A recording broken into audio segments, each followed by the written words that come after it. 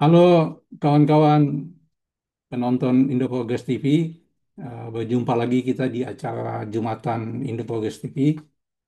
Seperti biasa kita akan bersama dengan uh, Gus Roy, Gus Roy Murtado, pengasuh Pondok Pesantren Miskat, Miskat Al Anwar Bogor dan juga Ketua Partai Hijau Indonesia, dan juga bersama Pendeta Daniel Suhambing, dosen di University of Divinity Australia, dan saya Kunsen Pontoh.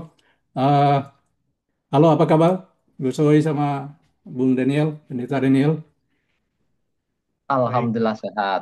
Mas Kun sehat ya? Ya, Alhamdulillah.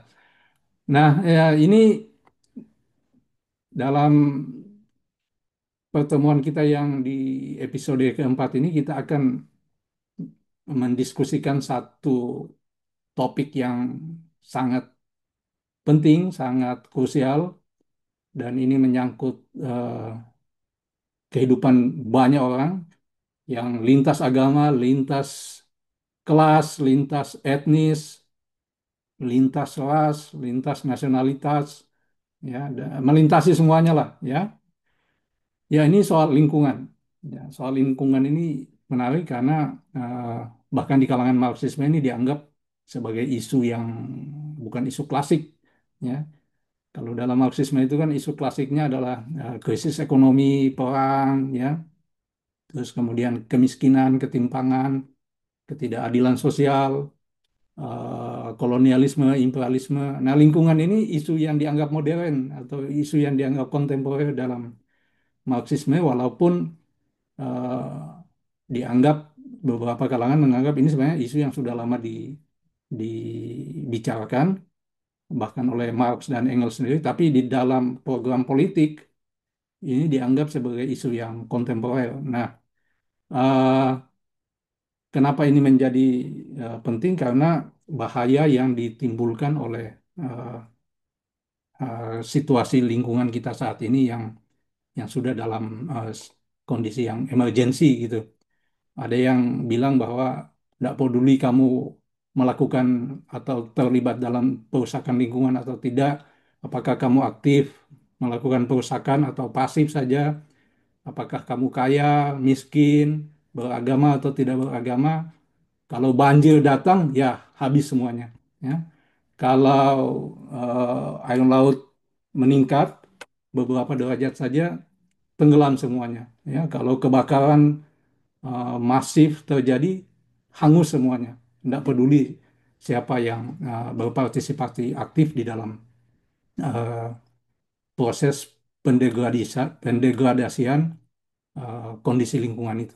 Nah, mengingat pentingnya topik ini dan di Indonesia ini juga menjadi isu yang hangat di minggu-minggu terakhir ini terkait dengan kasus penambangan di objek wisata Raja Ampat. Begitu ya, Gus ya? Eh, Ya, Kalau tidak salah. Itu mungkin bisa cerita sebentar kondisi di sana sebelum kita masuk dalam apa membahas tentang topik lingkungan ini dari perspektif agama dalam hal ini ya, Islam dan Kristen. Silakan, Gus. ya, makasih Mas Kun dan Bung Daniel Siombing. Saya kira yang lagi hangat kita bicarakan soal PT GAC Nikel di Raja Ampat itu nggak bisa dipisahkan dari memang tendensi pembangunan di Indonesia itu sendiri yang masih bertumpu pada ekstraktivisme. Jadi makanya kemarin saya bilang bahkan untuk menjadi kapitalisme yang berhasil aja nggak ngerti caranya Indonesia itu. Kalau menurut perspektif kami di Partai Hijau Indonesia, paling enggak yang harus dilakukan tiga hal. Pertama, semua elemen gerakan harus mendorong reforma agraria. Karena dari reforma agraria itu kita bisa mengurangi ketimpangan dan menambah insentif dan juga mendorong permintaan terhadap industri gitu.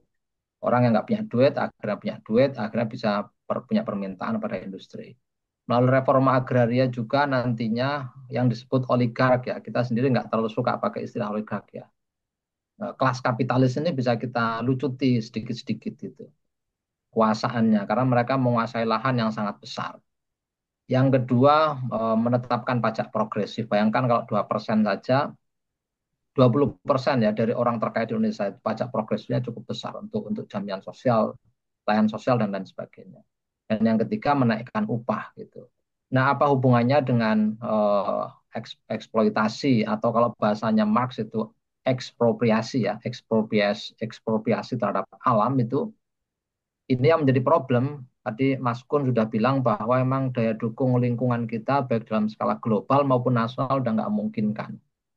Kita lagi-lagi sebagai negara dengan kawasan ini ya bagian selatan Global South, kalau pendekatannya terus begini, cuman menjual sumber daya alam, nggak akan mencapai apapun, taraf kemajuan apapun. Bahkan tadi itu ya, roadmap menuju kapitalisme yang berhasil aja kita gagal. Nah, yang saya dengar sekarang kondisinya di Raja Ampat memang empat seperti kita tahu juga ya, empat apa itu izin usaha dicabut, tapi uniknya dan ironinya PT GAG yang sudah beroperasi dan cukup merusak itu masih berlangsung. Argumentasi yang dipakai oleh pemerintah, baik Bahlil maupun komisarisnya yang menyedihkan sekali, dia adalah ketua NU bidang keagamaan gitu. Dia bilang, oh nggak ada masalah gitu. Di sana itu berlangsung dengan baik aja, cara pandang legalis gitu. Ini kalau pakai cara pandang legalis juga sudah keliru karena dalam undang-undang pulau-pulau kecil itu nggak boleh ada aktivitas pertambangan, nggak boleh ada ekstraktivisme di sana. Itu satu. Yang kedua, kalau alasannya karena jaraknya 30 km sampai 40 kilometer dari pusat pariwisata, itu juga keliru. Mereka nggak bisa memahami soal ekosistem. Gitu. Ekosistem itu satu kesatuan, satu rangkaian hubungan antara manusia dengan alam secara keseluruhan ya, yang nggak bisa dipisahkan gitu. Jadi kalau ada satu titik yang mengalami metabolic creep ya, kerusakan metabolik, ya yang lain juga akan kena imbasnya. Gitu. Dan saya sendiri sudah melihat nikel dan berulang kali turun lapang ke kawasan nikel, ke Morowali, ke Konawe, ke Wawoni'i. Saya dapat kabar Wawoni'i itu pulau kecil yang saya lihat dulu sangat cantik sekali, sekarang udah hancur berantakan. Dan masyarakat udah nggak bisa melaut lagi gitu.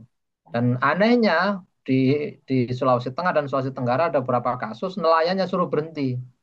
Bukan nikelnya yang dievaluasi minimal di moratorium, tapi nelayannya suruh berhenti. Nah itu Mas Kun situasi yang saya lihat ya. Kalau di Raja Ampat lumayan memang ada ditutup ya, tapi ironi kenapa yang satu tadi itu enggak. Ada rumor mengatakan bahwa itu ada, kalau bahasanya orang Jawa Timur, dekengan pusat itu. Jadi emang ini terkait dengan elit-elit di Jakarta yang nggak bisa dihentikan, gitu kira-kira. Ya, eh, terima kasih Gus Roy atas update-nya ya. Nah, ini saya coba share dulu satu apa? Ya, ini menunjukkan tentang gimana soal iklim ini sudah menjadi bukan hanya masalah Indonesia, tapi ini masalah internasional. Ini satu ringkasan dari temuan saintifik yang dikoordinasi oleh PBB ya, Perserikatan Bangsa-Bangsa. Jadi PBB bikin punya satu lembaga yang kemudian mereka mengumpulkan para ahli ilmu alam di seluruh dunia gitu untuk melakukan studi tentang perubahan iklim, tentang situasi lingkungan. Nah, ini dia mencatat ini ya, mereka mencatat perubahan iklim, climate change itu masalahnya itu peningkatan suhu global akibat emisi gas rumah kaca ini kawan-kawan bisa melihat di layar gitu. Kemudian dampaknya itu cuaca ekstrim, kenaikan permukaan laut, kekeringan, kebakaran hutan, ancaman terhadap ketahanan pangan dan air ya. Terus yang kedua itu dampaknya adalah kehilangan keanekaragaman hayati ya. Ini masalah spesies punah dengan cepat akibat deforestasi, kemudian perburuan liar, polusi dan perubahan iklim. Dampaknya ketidakseimbangan ekosistem, ancaman terhadap ketahanan pangan dan kesehatan manusia. Kemudian masalah polusi plastik dan laut ya. Ini juga masalah yang sangat penting ya, sampah plastik mencemari laut dan membunuh biota laut. Kemudian dampaknya itu mikroplastik masuk ke rantai makanan manusia, degradasi habitat laut. Kemudian polusi udara ya, masalah emisi dari kendaraan, industri dan pembakaran biomasa, Kemudian dampaknya kematian dini, penyakit pernapasan, beban besar pada sistem kesehatan masyarakat. Kemudian kesehatan, krisis air bersih, ya. Ini masalah kekurangan air bersih di banyak wilayah serta pencemaran sumber air. Dampaknya adalah konflik sumber daya, penyakit akibat air, dan ketimpangan akses.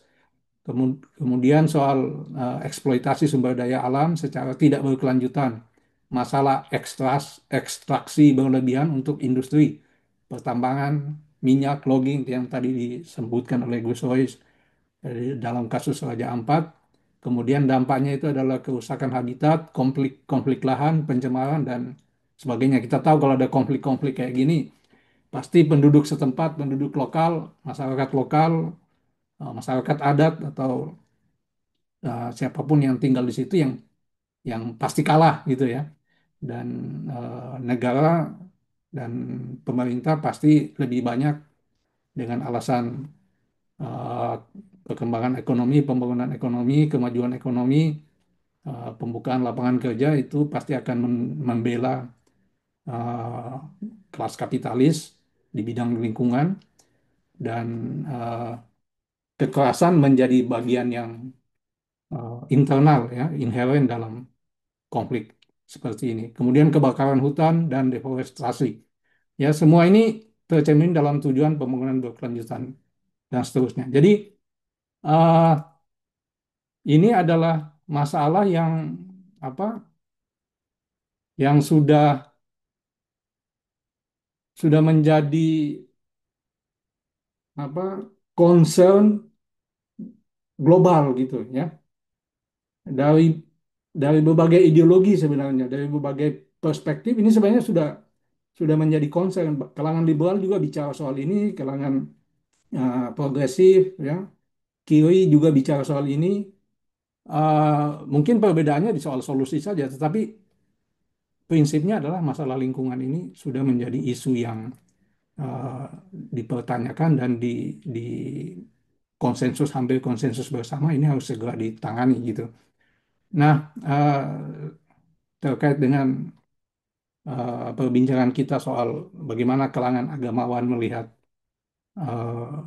perspektif lingkungan ini, mungkin mungkin kita mulai dulu dengan bagaimana sih Islam melihat soal lingkungan ini ya di perbincangan atau diskusi kita sebelumnya kan agama ini kan muncul jauh sebelum kapitalisme ya dan ketika kapitalisme datang dia hampir tidak punya jawaban yang jelas bagaimana melihat sistem ini bekerja dan bagaimana solusi yang harus dilakukan atau respon yang diberikan terhadap sistem ini gitu ya dia memiliki kemampuan beradaptasi yang sangat sangat dinamis gitu.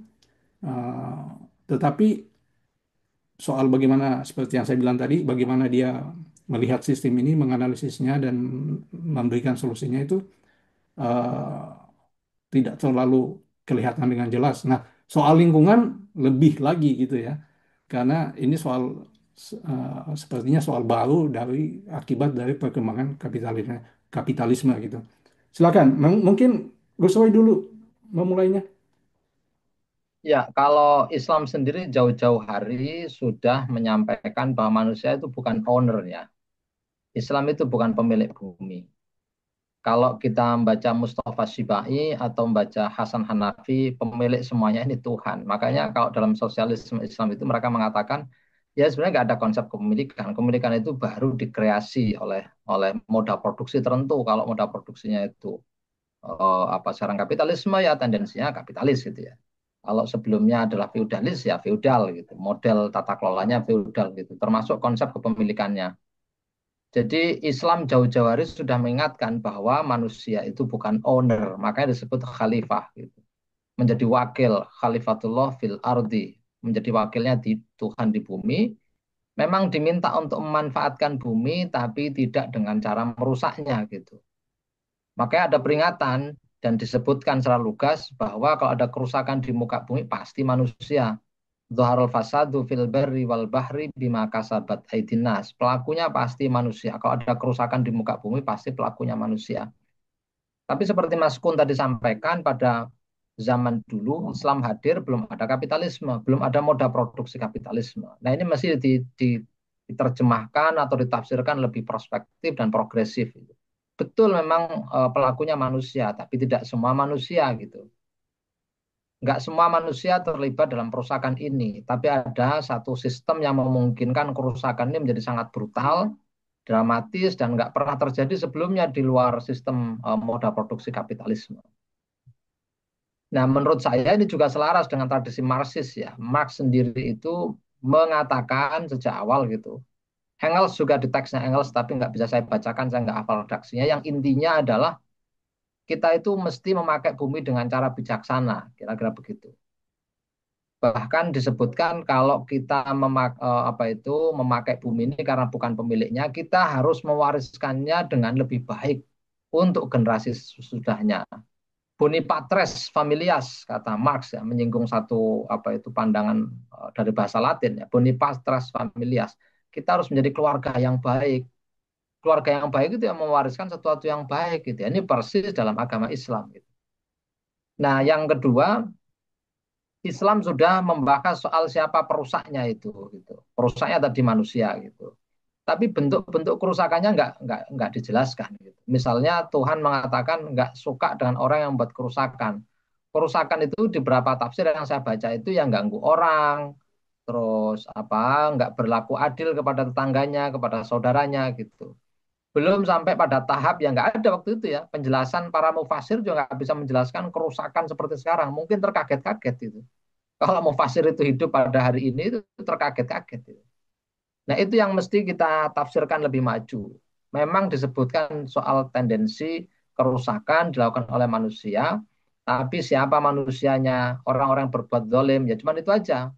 Orang yang tidak bertanggung jawab. Tapi siapakah mereka gitu? Tidak ada penjelasan lebih lanjut ya. Dalam kategori ekonomi politik itu tidak ada. Nah, sekarang menurut saya spiritnya ada dalam agama Islam dan tentu saja ada di dalam agama Kristen ya. Saya juga membaca sedikit tentang pandangan Kristen gitu. Pasti ada. Nah, cuman kita butuh analisis yang lebih maju.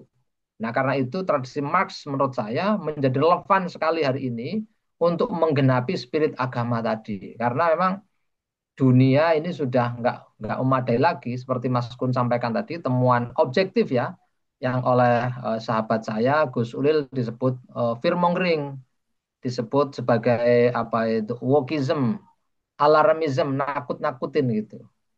Wah ini besok segera kiamat. Kalau membaca Slavoj Zizek misalnya Living in the End Times gitu.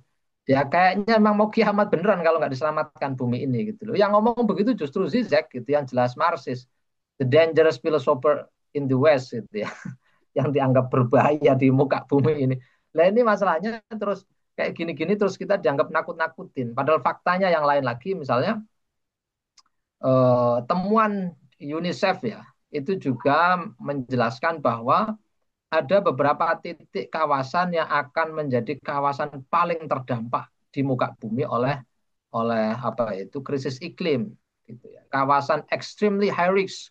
Jadi berisiko sangat tinggi itu ada di 33 negara. Yang sebagian besar itu juga kawasan bukan negara-negara kapitalisme pusat gitu.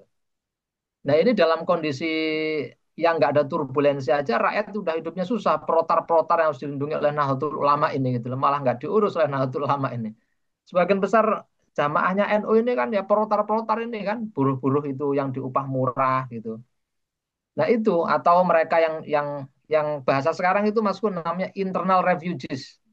Hmm. Jadi mereka menjadi menjadi apa itu eh, Pengungsi pengungsi sekarang. tapi nggak kemana-mana gitu. Pengungsi di Hmm. kampungnya sendiri. Nah itu yang terjadi di kawasan tambang. Nah sekali lagi Islam sudah menjelaskan bahwa kita itu khalifah. Ya sama dengan Marx tadi ya, Bonipatres familias menjadi keluarga yang baik itu memakai alam, tapi you jangan merusak gitu. Jangan merusak, jangan berlebihan dan sistem kapitalisme itu syarat utamanya harus merusak gitu.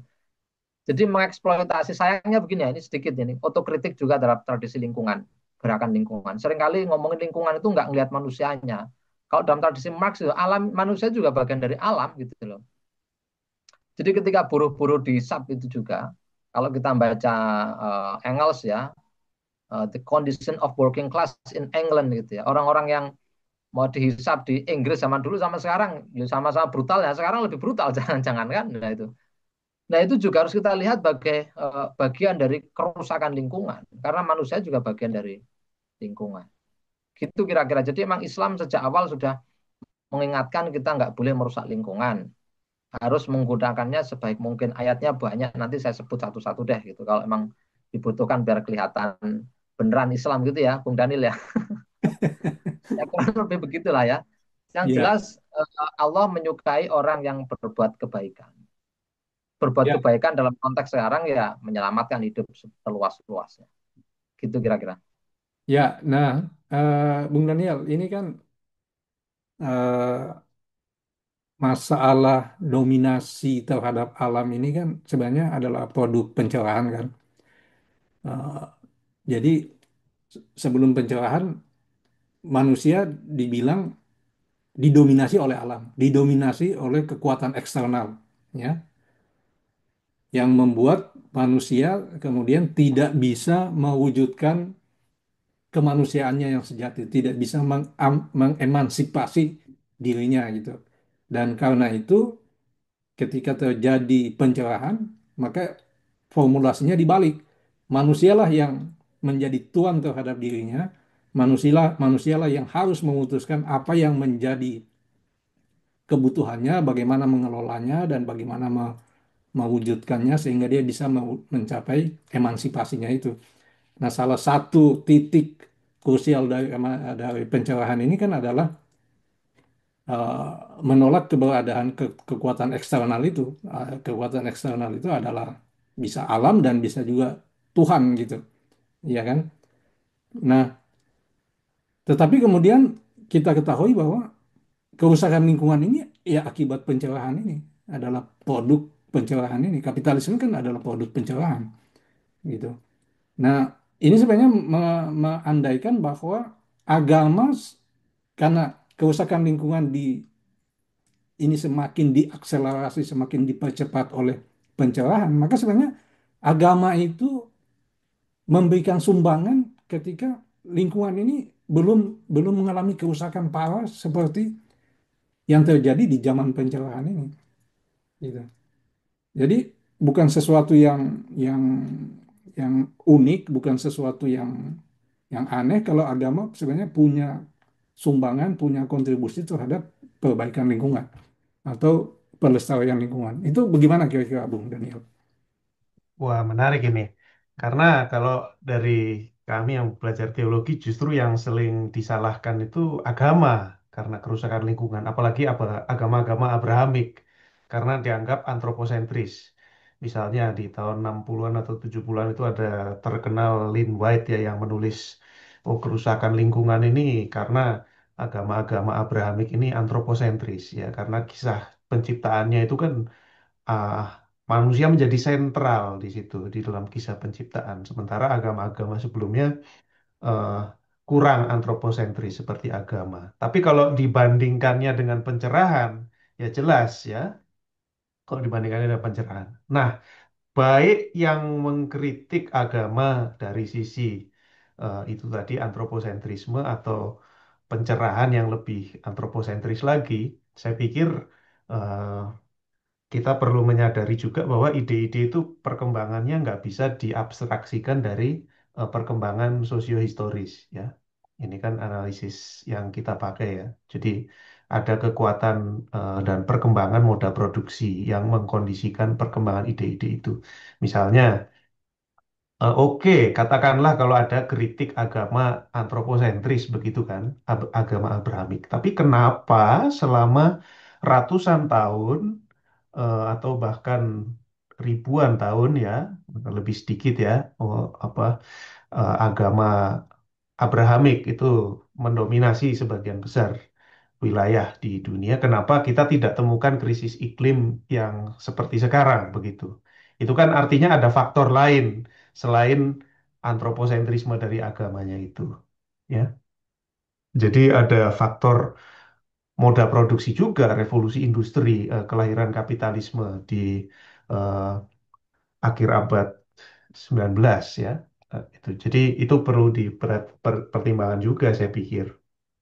Nah, tetapi bahwa agama punya potensi kalau dibandingkan dengan pencerahan ya, karena di pencerahan itu manusia lebih diabstraksikan lagi dari alam, begitu kan? Itu kan kritik Marx ya. Jadi perkembangan agama, terus Protestan eh, mengabstraksikan manusia dari alam, terus habis itu lebih lagi, begitu kan? Nah, dalam hal itu agama mungkin bisa kita anggap menyimpan memori tentang kehidupan sebelum kapitalisme. Ya, ini terefleksi misalnya kalau dalam tradisi saya agama itu bagaimana ketika melihat bumi itu lalu itu menginspirasi pujian kepada pencipta. Nah, ini kan nggak ada di pencerahan ini karena udah dibuang semua ini. Ya. Alamnya dibuang, penciptanya juga dibuang. Nah, ini ini sebetulnya potensi liberatif juga di dalam kondisi krisis iklim sekarang ini karena nggak dicabut itu tadi alam dan juga eh, mau nggak mau ada sikap hormat juga ya, ada ada sense of sacredness gitu ketika melihat alam. Pujilah Tuhan ketika melihat langit dan bumi dan segala isinya. Oh itu kalau di Kristen di kitab Mazmur, kitab terpanjang dalam Alkitab itu banyak sekali. Hmm. Ya. Lalu juga bahwa manusia diciptakan untuk kalau di bahasa Alkitab itu menguasai alam. Kejadian 1 ayat 27 sampai 29. Ini juga yang dikritik dari orang-orang seperti Lin White tadi. Tapi di sisi lain menguasai seperti apa dulu itu kan Hmm. mesti diklasifikasikan lagi. Dan kalau di pasal berikutnya kejadian 2 ayat 15 yang sering digunakan itu adalah di situ perintahnya adalah untuk mengusahakan dan memelihara. Jadi ada kata memelihara di situ. Jadi sebetulnya ada juga potensi-potensi dari nilai-nilai agama yang bisa digunakan, didorong untuk menjadi liberatif di dalam konteks krisis iklim hari ini. Tentu saja, saya pikir harus diwaspadai juga, jangan sampai itu menjadi romantisasi reaksioner, begitu ya. Maksudnya adalah seolah-olah kita bisa kembali ke dunia di mana teks-teks itu dibuat begitu. Misalnya adalah, oh, yang penting kita kembali ke agama, kembali religius. Kalau kita ke Raja Empat, terus kita jadi memuji Tuhan, haleluya, terus beres begitu. Ini kan enggak menyelesaikan persoalan begitu.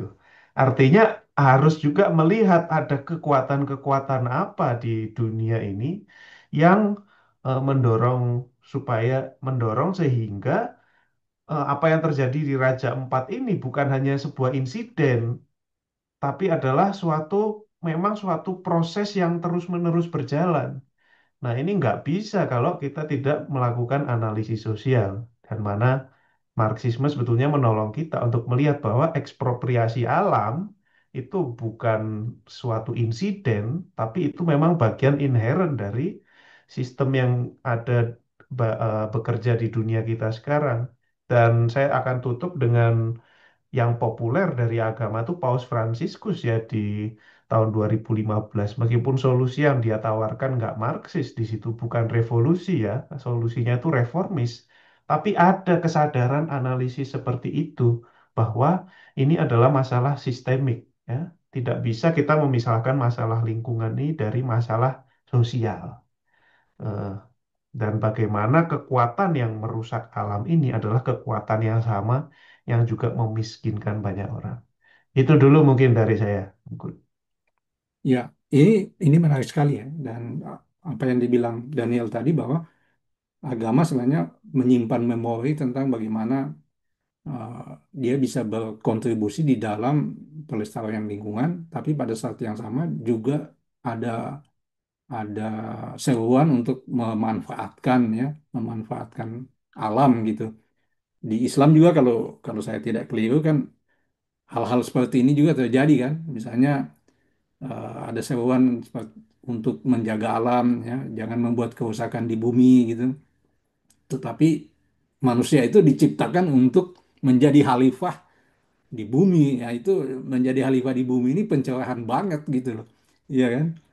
Menjadi tuan, menjadi raja gitu, dan dia harus menundukkan alam, menggunakannya dan memaksimalkannya untuk kepentingan manusia gitu. Dan ketika bertemu dengan kapitalisme, bertemu dengan revolusi industri, nah itu menjadi semakin tidak terkendali khalifah ini gitu. Nah, eh, sebelum kita lebih lanjut, mungkin kita clearkan dulu gitu loh, supaya tidak bingung gitu ya, tidak bingung bahwa di satu sisi ada anjuran menyelamatkan, melindungi, merawat, tapi di sisi lain ada anjuran untuk menggunakan, memanfaatkannya dan memaksimalkannya untuk kepentingan manusia itu sendiri gitu. Gimana soal ini, Gus Soleh? Ya Mas, itu memang debat lama ya menurut saya antara ekonomi ekologi gitu ya. Kayak kemarin kita lihat Gus Wil juga bilang kita butuh membangun, butuh pertumbuhan ekonomi, tapi di sisi yang lain juga ada kerusakan lingkungan yang pasti disebabkan olehnya gitu kan. Nah ini masih menurut saya perlu dirumuskan dan ranahnya tentu saja nggak melulu pada ini ya aspek agama.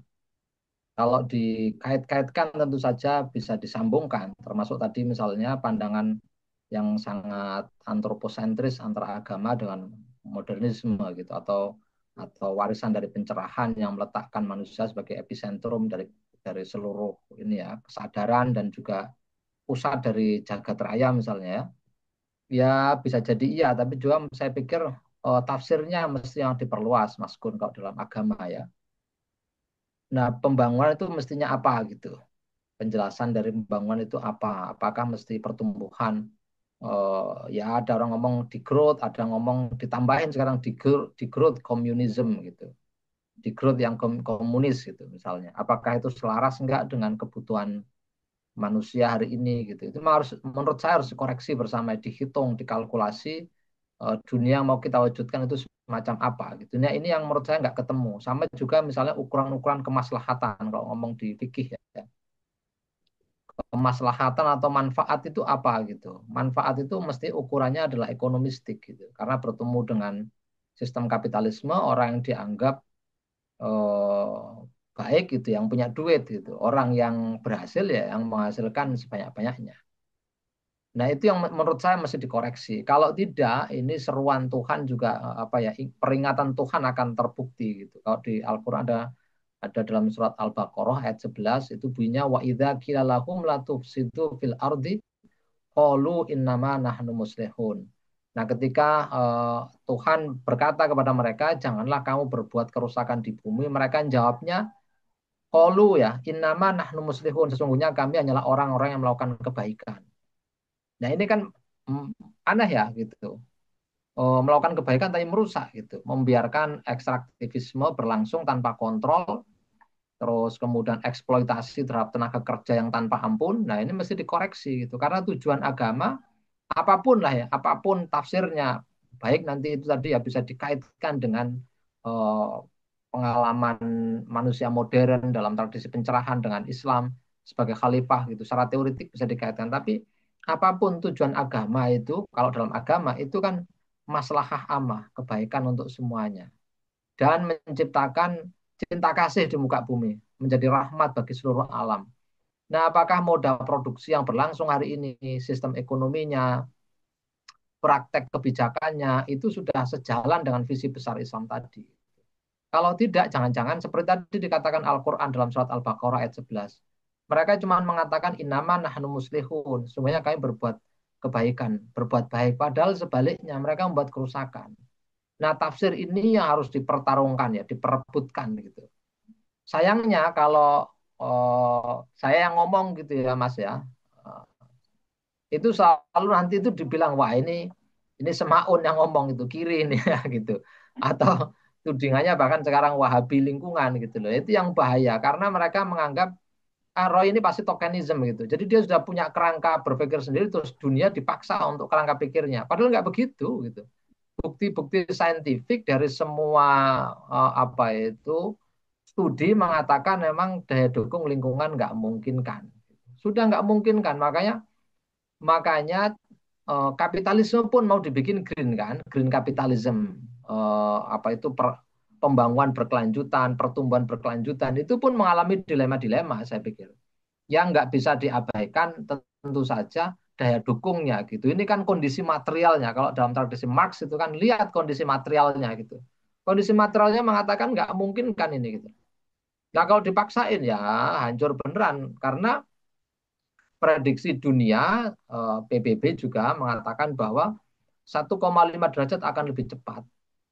Kalau ini terus di dalam sistem kapitalisme, saya ngomongnya sistem ya, karena terus dalam sistem kapitalisme yang syarat utamanya adalah kompetitif ya, persaingan baik terbuka maupun nggak terbuka gitu. Ini sangat berbahaya nanti orang rebutan sumber daya alam, rebutan rare earth itu, tanah jarang untuk persenjataan, rebutan sumber daya mineral terutama ya, air tadi Mas Kun sebutkan. Dan sekarang aja China dengan India sudah gontok-gontokan dengan Pakistan juga gontok-gontokan soal sumber daya, soal air gitu. Karena semuanya pusatnya di Himalaya. Nah, mereka rebutan tuh sumber daya air yang semakin lama semakin surut, semakin kecil. Debitnya semakin kecil, kebutuhannya semakin besar, ditambah dengan sampah plastik yang merusak semua aliran sungai yang ada di sana. Nah, ini mengerikan menurut saya. Nah, nilai-nilai agama mestinya harus harus ditafsir dengan lebih maju. Nah, sekali lagi bukan saya tokenisme ya. Marxisme ini nggak menang-menang aja Mas Kun menurut saya ini. Belum menang aja, tapi sebagai analisis sudah tepat gitu loh. Sebagai analisis, apalagi ditambah dengan temuan-temuan objektif, memang ini dilema ini harus harus diputuskan gitu loh. Kita mau pembangunan yang berkelanjutan. Kalau dalam tradisi ekososialisme ditekankan itu democratic planning. Itu nggak bisa democratic planning kalau alat produksi nggak dikontrol secara demokratis. Gimana kontrolnya? Tiba-tiba apa itu yang punya cuman keluarganya Bahlul misalnya dan teman-temannya nggak bisa dikontrol secara demokratik gitu. Makanya kalau saya ini agak agak jauh ya kembali ke pertanyaan Mas Kun di awal soal nikel misalnya gitu. Kalau buat saya ini perluasan penjarahan nih, perluasan ekspropriasi alam dan akumulasi gitu. Bukan transisi energi karena saya tahu oh pabrik-pabrik nikel itu hilirisasi nikel itu juga pakai batu bara besar-besaran. Limbah bahannya dibuang ke laut. Jadi tambah double. Jadi limbah dari nikelnya merusak, limbah dari batu baranya juga merusak. Jadi perluasan penjarahan. Sekali lagi kontrol demokratik harus harus diperjuangkan. Nah, ini juga ada dasarnya dalam Islam. Di hadis dijelaskan bahwa orang Islam mestinya itu orang-orang beriman lah, atau orang Islam secara umum dan seluruh manusia saya pikir pesannya ya, itu berdaulat atas tiga hal. Tiga hal tadi itu sumber-sumber primer. Nah, ini yang harus harus kita tekankan. Dilema tadi itu harus diputuskan, Mas Gun memang. Nah, ini nanti perlu ya, saya pikir Indo Progress bisa menginisiasi membuat roadmap-nya, hitung-hitungannya gitu loh. Dihitung secara saintifik, para ahli dikumpulin, pembangunan sekian misalnya, ya kerugiannya seberapa persen gitu loh. Apakah ini selaras? Nah, kalau saya sama Daniel kan siap itu nyariin ayatnya ya gitu ya.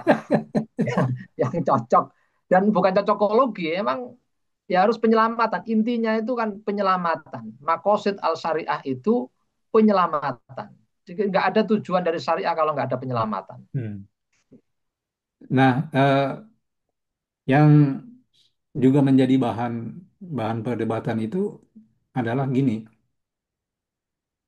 eh, satu gagasan ini kan harus punya kakinya, gitu kan? Maksudnya dalam konteks lingkungan, ketika kita bicara pelestarian lingkungan, ini kan kita bicara mau tidak mau adalah kontrol terhadap pertumbuhan ekonomi, ya kan? Kontrol terhadap pertumbuhan ekonomi itu artinya adalah kontrol terhadap perusahaan-perusahaan, terhadap kelas para kapitalis. Itu konkretnya kayak gitu, ya kan? Tetapi ide ini umumnya dipersuasi atau dikemukakan oleh para ahli di negara-negara maju yang tingkat pertumbuhan ekonominya sudah relatif tinggi dan stabil, kesejahteraan masyarakatnya sudah relatif stabil, walaupun ini masih tanda tanya, ya kan? Eh, Pendapatannya sudah relatif stabil, ya. Tetapi bagaimana dengan di negara berkembang, di negara terbelakang, negara kapitalis yang miskin itu seperti Indonesia atau di Afrika atau di Amerika Latin atau di Asia Selatan, Asia Barat ya. Kalau kita mengerem tingkat pertumbuhan ekonomi di tengah-tengah masyarakat yang hidupnya serba kekurangan, itu kan artinya kita memperlambat pemenuhan hak hak asasi manusia, iya kan? Hak asasi manusia yang bukan hanya hak untuk apa hak bebas secara politik, tapi juga hak ekonomi dan sosial kan, sosial ekonomi gitu loh. Nah, sehingga kemudian isu lingkungan ini nggak mendapatkan sambutan gitu loh. Ketika kita bilang bahwa ya kamu harus ngerem pembangunan ekonominya loh. Ya, kamu harus mengerem pertumbuhan ekonomimu, kamu harus mengerem investasimu, kamu harus meregulasi apa eh, para pengusaha yang akan berinvestasi di di negaramu gitu. Ini seperti nggak adil gitu loh, karena itu nggak mendapat dukungan dan nggak mendapatkan respon positif, tidak hanya dari pihak negara, tapi juga dari masyarakat sipil gitu loh, dari rakyat gitu.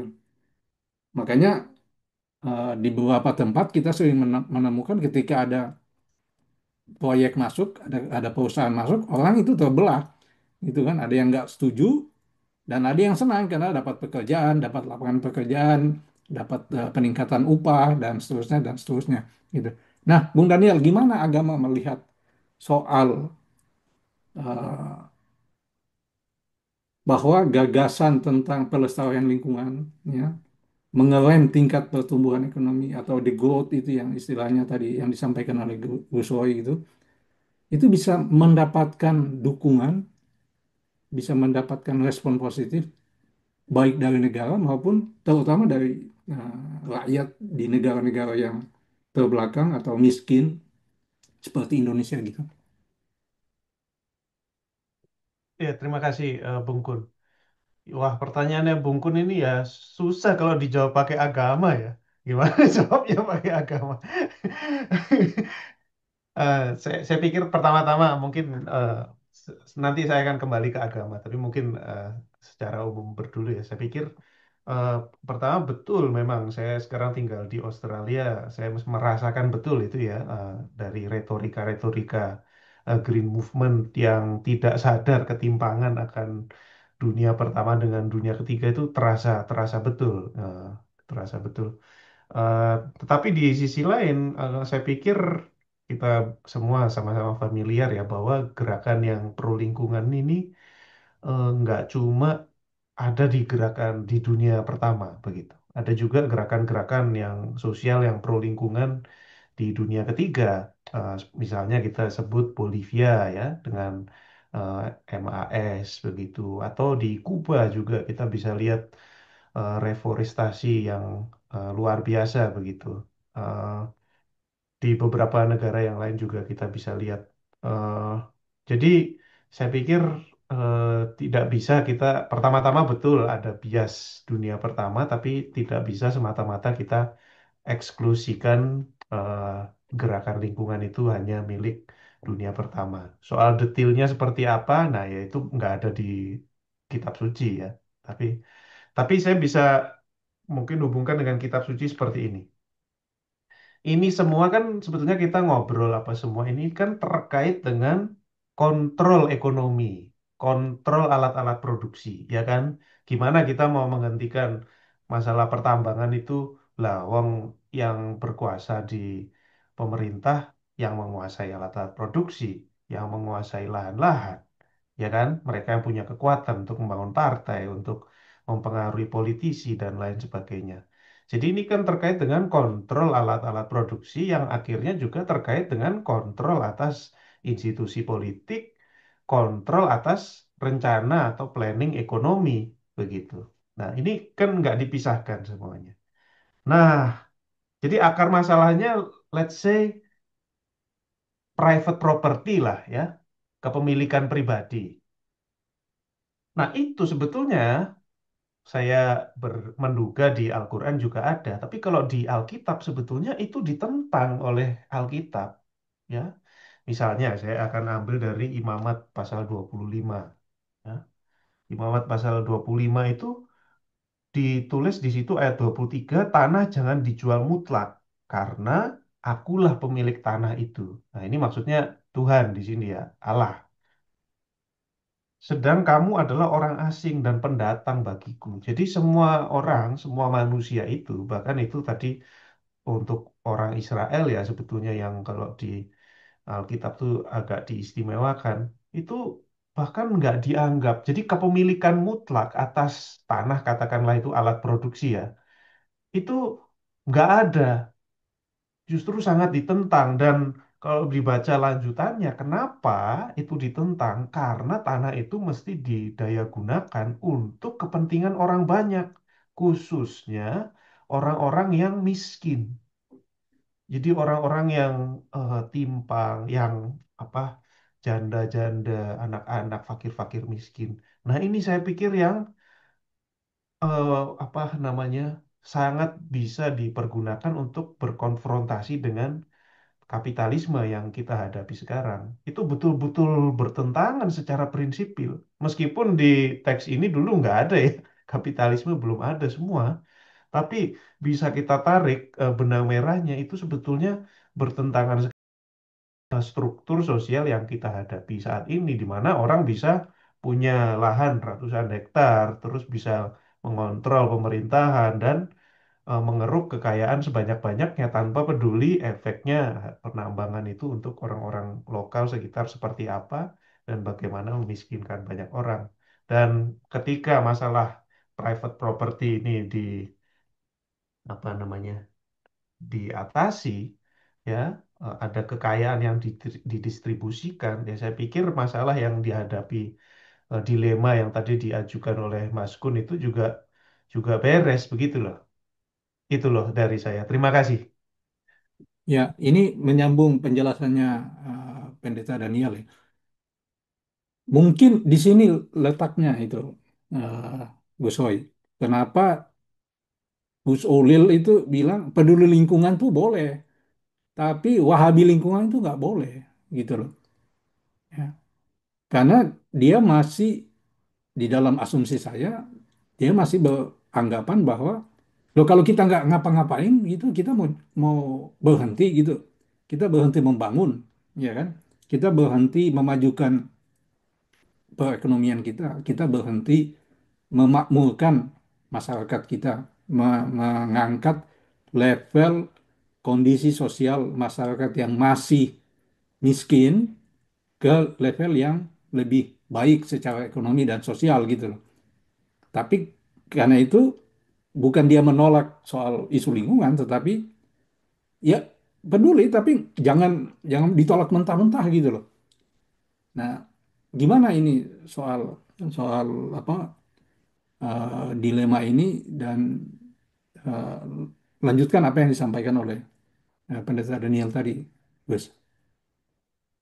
Ya, makasih Mas Kun. Saya pikir juga nggak sederhana dan saya tahu itu dan tadi yang Mas Kun sebutkan soal dilema tadi. Dan memang ini menjadi tantangan yang terbesar ya, terutama kita di negara-negara kapitalis pinggiran itu, misalnya soal infrastruktur, kebutuhan dasar juga masih belum terpenuhi gitu. Saya setuju soal itu dalam ekososialisme sendiri punya agenda aksi atau proyeksi untuk aksi. Salah satunya adalah memang ya pertumbuhan itu masih dimungkinkan, sekali lagi ya masih dimungkinkan dalam kontrol demokratik terhadap alat produksi. Sekali lagi masih dimungkinkan untuk kebutuhan-kebutuhan dasar. Untuk apa itu kebutuhan masyarakat, untuk agenda-agenda yang memang kita tahu apa itu mereka butuhkan gitu dan sangat kekurangan gitu.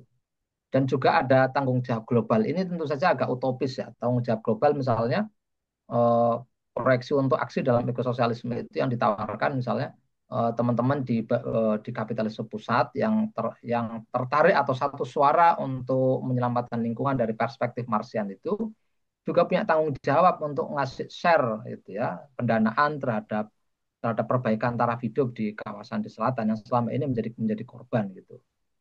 Nah itu merebut kontrol swasta, alat produksi dengan proses perencanaan yang matang itu menjadi ini ya, menjadi penting. Terutama juga misalnya tawarannya perlu investasi misalnya dan inovasi teknologi yang dapat melayani kepentingan bersama. Pengambilannya, keputusannya lagi-lagi harus demokratik. Nah, ini yang memang koreksi untuk aksinya begitu, tapi lagi-lagi emang nggak sederhana ya. Kalau diwujudkan tuh gimana gitu loh. Nah, sementara gerakan rakyat sendiri belum punya kaki ya, alat politik yang memadai gitu. Terus apa itu belum punya kesamaan ide untuk ke arah yang tadi itu. Mau nggak misalnya, oke pembangunannya mesti diwujudkan dalam tiga hal. Satu, pangan. Dua, kesehatan. Tiga, pendidikan gitu. Ya emang nggak akan tumbuh. Kita nggak akan bisa kompetisi misalnya seperti China yang targetnya 7%, sekian persen gitu ya. Menjadi industrialisasi gitu. Memang enggak ya, ini kalau dalam tradisi ekososialis loh ya. Memang enggak. Jadi dunia yang tidak diwujudkan itu ya agak mirip dengan Kuba gitu ya, Marina Leda yang kota kecil yang anti kapitalis. Gitu. Nah sayangnya emang peranata sosial kita belum sampai menuju ke sana. Saya bisa memahami sih yang disampaikan Mas Kun atau argumennya Mas Ulil ya. Kalau kita tetap hidup harus berlangsung, iya. Tapi kalau mau hitung-hitungan kalkulatif aja untung rugi, dalam kasus di Raja Ampat itu jauh lebih menguntungkan tetap pakai ini, pakai apa itu pariwisata atau sektor pertanian dan sektor pertanian, hutan dan perikanan jauh lebih lebih menguntungkan. Mereka udah sejahtera kok. Gitu loh. Nah, ini yang nggak pernah kita hitung kan, Mas Gun dan apa itu Bung Daniel. Nah, ini yang menurut saya memang perlu para teknokrat ya, para teknokrat yang pro rakyat dan lingkungan harus harus menghitung betul gitu. Jadi emang nggak mudah. Syaratnya alat produksi dikontrol secara demokratis, democratic planning, kebutuhan-kebutuhan dasar yang harus terpenuhi, infrastruktur harus terpenuhi gitu. Kita nggak bisa menolak semua yang tentang nikel nggak boleh ditambang. Ya saya setuju. Saya setuju. Saya berbeda terus semua ekstraktivisme itu pasti. Terus kita mundur ke zaman batu ya enggak, saya pikir. Oke kalau kebutuhannya untuk baterai gitu. Seberapa persen sih butuhannya untuk baterai gitu. Baterai ini nanti dicolokin kemana gitu. Selama kita juga nggak transisi secara menyeluruh gitu, energi secara menyeluruh. Yang terjadi sekarang batu bara tidak dihentikan, bahkan moratorium saja enggak gitu, dilanjutkan. Produksi batu bara masih besar-besaran, sembari produksi di sektor yang lain, di nikel. Tujuannya katanya untuk baterai listrik, kebutuhan pasar di sektor apa itu kendaraan pribadi. Nah ini harus kita tolak gitu. Kita mungkin masih nambang nikel dan dengan sangat hati-hati dikontrol secara terbatas kebutuhannya untuk apa? Untuk baterai misalnya. Oke, kita bikin baterai tapi untuk mass rapid transportation, untuk transportasi massal yang cepat gitu. Nah, ini yang kita butuhkan, bukan masuk dalam skema pasar seperti sekarang. Bahkan kasusnya ratusan triliun kerugian kita ore nikel ya, bahan mentah nikel dibawa ke China. Sampai sekarang nggak diusut oleh KPK. Kita tahu orang-orang itu aja lah kira-kira gitu loh. Nah ini yang diabaikan oleh Gus Ulil ya dan teman-teman tadi itu. Oke nggak apa-apa kalau mau mau membangun, oke kita butuh transportasi publik yang baik, layanan sosial yang baik. Oh, oke, tapi harus dikontrol, nggak sembarangan gitu. Apalagi melanggar undang-undang, apalagi dengan cara yang koruptif itu. Kalau kasus Raja Ampat, hitung-hitungan kawan-kawan, sudah ada yang hitung-hitungannya jauh lebih menguntungkan kalau di sektor perikanan, pariwisata, jauh lebih menguntungkan dan semua orang menerima uangnya tadi itu. Kalau sektor tambang, semuanya terpusat di segelintir orang. Kira-kira begitu, Mas. Memang nggak sederhana saya pikir ya. Ya, saya mau nambahin juga bahwa argumen tentang eh, kita peduli lingkungan terus membangun tapi sembari peduli lingkungan ya untuk kepentingan masyarakat luas, untuk meningkatkan pendapatan ekonomi masyarakat, untuk meningkatkan kesejahteraan. Tapi faktanya kan sudah bertahun-tahun penambangan ini seberapa tinggi peningkatan masyarakat, kehidupan ekonomi masyarakat, seberapa tinggi tingkat kesejahteraan masyarakat yang dicapai gitu. Itu kan nggak jelas, ya kan? Justru yang malah terjadi adalah rakyat kehilangan tanah, kehilangan lahan, mendapatkan perlakuan kekerasan dari aparat keamanan, dan kemudian mereka menjadi eh, buruh di sekitar lokasi tambang yang diupah dengan murah, tidak punya jaminan kerja, tidak punya jaminan kesehatan, pensiun, dan seterusnya gitu. Jadi kalau ditanya siapa yang mendapatkan keuntungan, ya pemilik modal ini, pemilik perusahaan tambang ini gitu. Tapi memang saya setuju dengan apa yang disampaikan oleh Pendeta Daniel dan Gus Roy bahwa kita harus memikirkan jalan keluar yang lebih komprehensif, yang lebih menyeluruh gitu, sehingga kita tidak terjebak pada perdebatan tentang oh ini adalah isu yang digaungkan oleh negara maju untuk membuat kita semakin terbelakang gitu loh, ya kan? Membuat kita tetap tergantung kepada mereka. Padahal kita ingin mandiri, kita ingin independen, kita ingin punya perusahaan baterai sendiri, kita ingin punya pabrik mobil sendiri gitu kan, sehingga kita bisa berkompetisi di tingkat internasional. Nah, ini kan debat-debat yang seperti ini adalah debat yang mengasihkan di publik gitu ya, mengasihkan di layar kaca, di Twitter, di Facebook gitu. Tetapi ujung-ujungnya adalah debat kusir, ujung-ujungnya adalah buntu. Yang kita butuhkan adalah sebuah pemikiran, sebuah solusi perencanaan yang lebih komprehensif tentang dunia ini mau dibawa kemana, pembangunan kita akan dibawa kemana, orientasinya apa, pertumbuhan ekonomi atau orientasinya untuk manusia gitu, untuk kebutuhan hidup manusia gitu. Ini yang apa? Yang menurut saya perlu didorong perdebatannya ke arah sana gitu loh.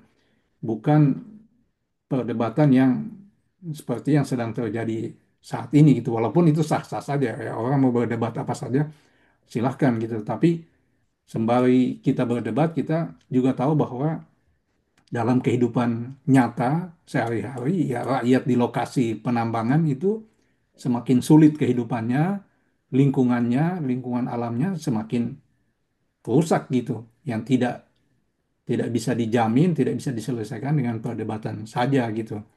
Nah, eh, ini waktunya sudah mencukupi gitu ya. Mungkin di bagian terakhir ini ada yang mau disampaikan, Gus Roy, silakan.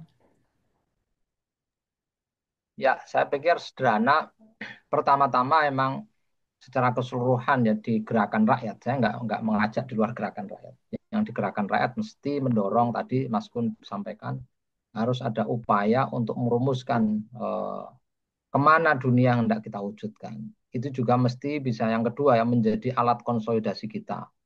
Yang ketiga, kalau kita sudah punya, oh yang mau kita wujudkan itu begini, roadmap-nya begini, itu justru menjadi kampanye politik bagi gerakan kita.